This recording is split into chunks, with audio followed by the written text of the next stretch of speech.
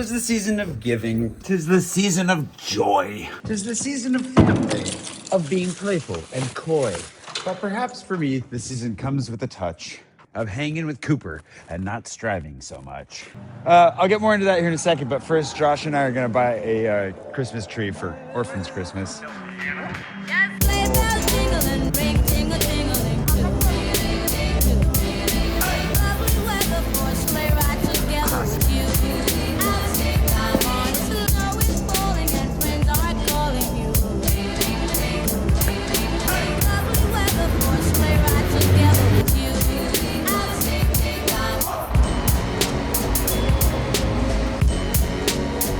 Our cheeks are nice and rosy and comfy and cozy, are we? Lovely weather for a sleigh ride together with you.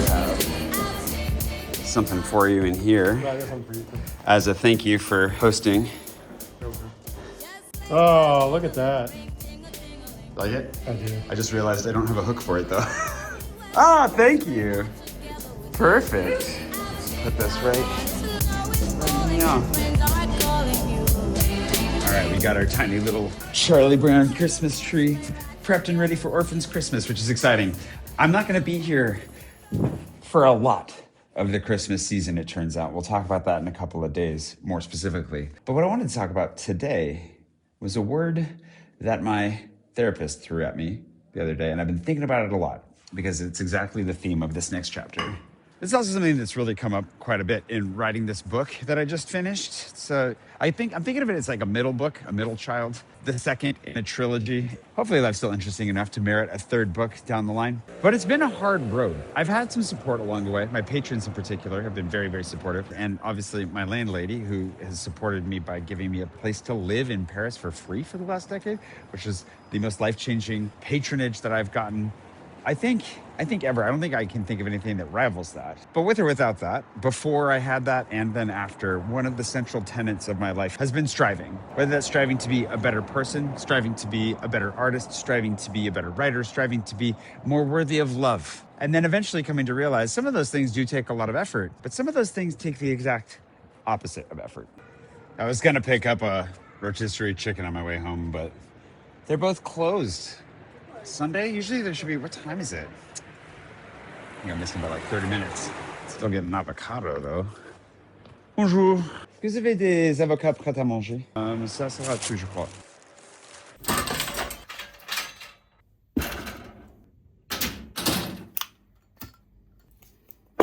And speaking of my patrons, thanks to Glenn, today's patron producer, and just an all-around great guy. I don't know if this is like an age thing, or a stage of life thing, or like a just developmental thing. Maybe it's because I've finally gotten to a place with therapy and in my career and with my relationships and in life in general that I'm able to take a moment and just look around and be like, wow, I've actually gotten somewhere in life. Or maybe it's just because I'm old. I'm not really old, but mostly just when I realize I need my glasses when I'm reading. But I think that the reason that it kind of bothered me, it didn't really bother me, but I've been reflecting on it because it would have bothered me in the past. Like the concept of striving, the word that my therapist used to describe what she took for me. She said it was a word she's had for me for a long time. And I don't know if it's the entire time she's known me, but it sounded like it's pretty much been the entire time she's known me, was striving. And I think I would have struggled with that more in the past. I would not have appreciated that because in a way, it almost feels like a bit of a moral judgment because I was striving. Like, I don't disagree with her. I've spent most of my life really trying hard to make something of my life, to overcome the challenges in my life. And there's a sense of futility in the word striving for me. I don't think it has to be. But because I was working so hard for so long, I was putting in so much effort, whether it was into my books, whether it was into moving abroad, to learning a new language, to building a business, to trying to figure out how to accept and love myself, doing the work in therapy, developing better relationships, feeling the regret for all of the relationships that I broke or hurt or disappointed along the way. That disappointment in myself for not being perfect, being raised in a family and in a religious environment that valued perfection, whether or not they said it overtly, some of them definitely said it overtly, and implying that if you weren't perfect, then you simply weren't good enough. While at the same time saying nobody's perfect and only God is perfect. It gets confusing.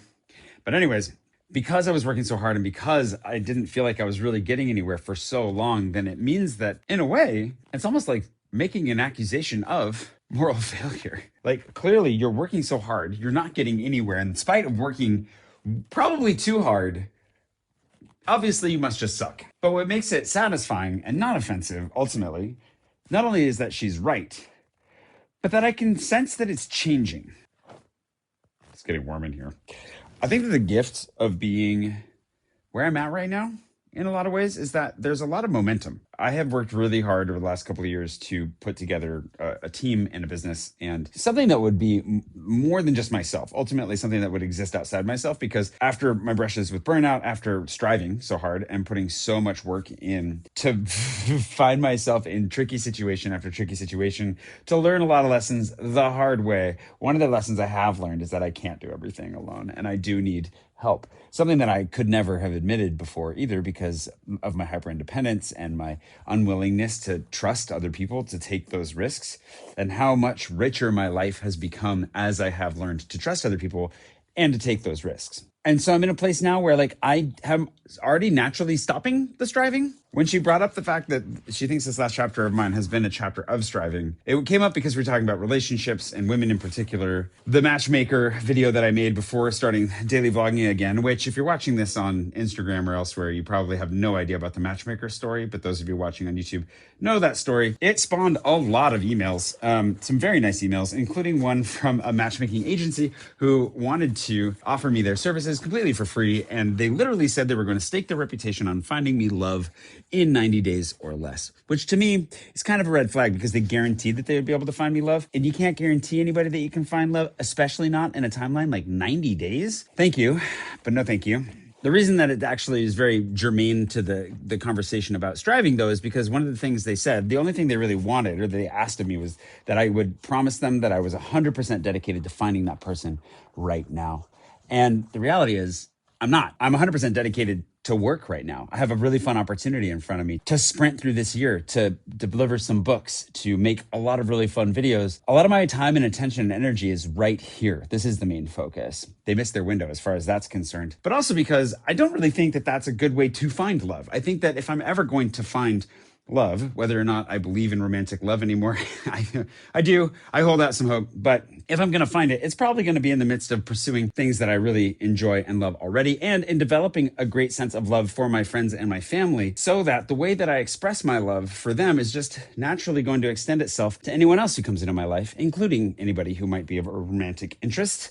I think part of it's the privilege of having worked so hard and built something that makes me feel a little bit more calm, but a lot of it is just letting go.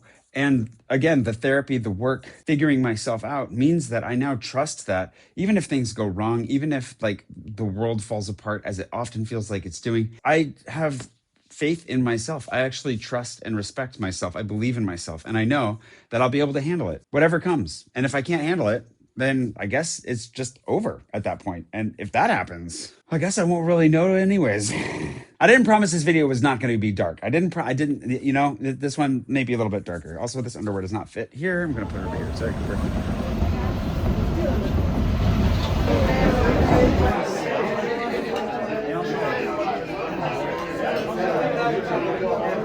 So for my part, 2026 is going to look a lot like focus. I think that's the swap, right? Like swap striving for focus.